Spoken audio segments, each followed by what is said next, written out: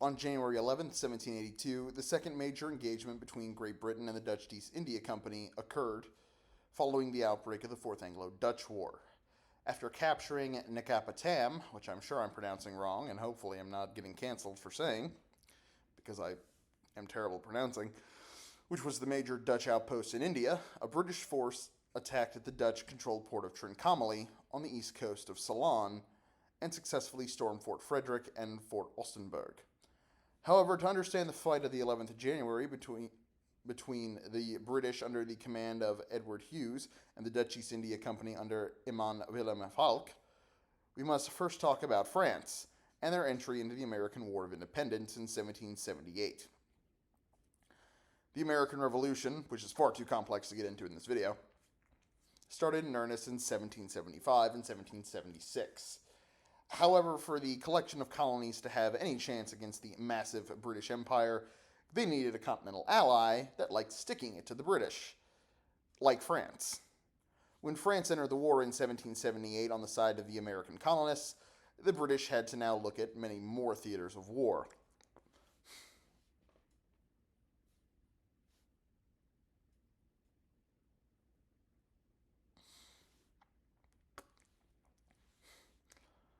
They now couldn't send the entire Royal Navy to the Americas without the French invading. They had to worry about their colonial possessions not in rebellion, and importantly for this video, they had to gain control of French outposts in India. However, Britain and France weren't the only players in India. The Dutch Republic was there too.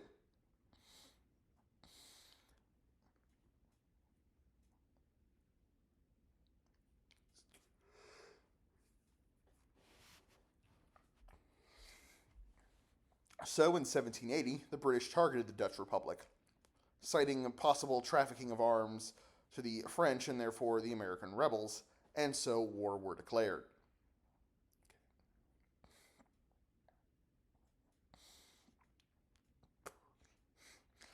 Early in 1781, this news reached one Imam Willem Falck, the Dutch East India Company's governor of Trincomalee.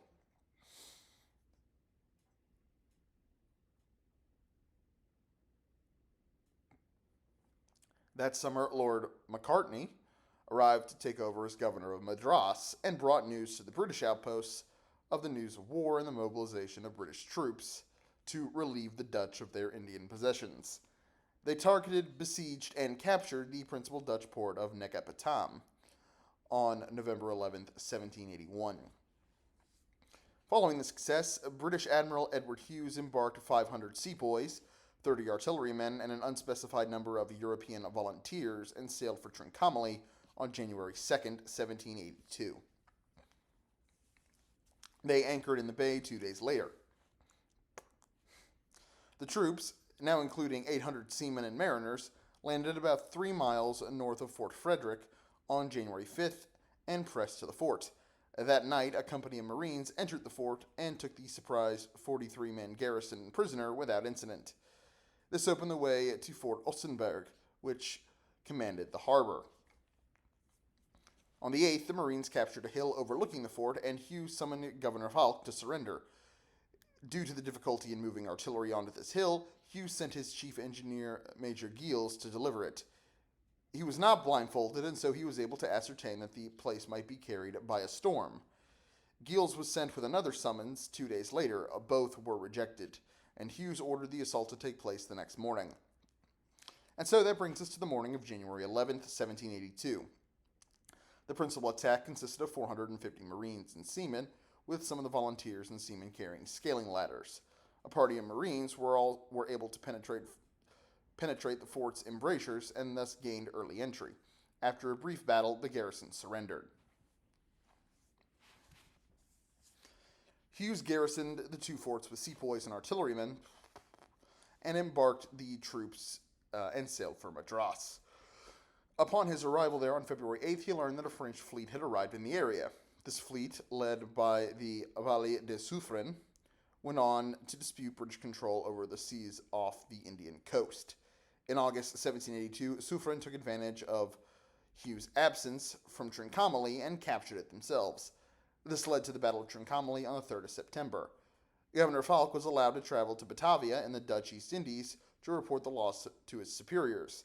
The Dutch regained control of Ceylon and most British captured outposts except Negapatam with the Treaty of Paris in 1784 in exchange for promise not to interfere with British commercial shipping in the Indian Ocean.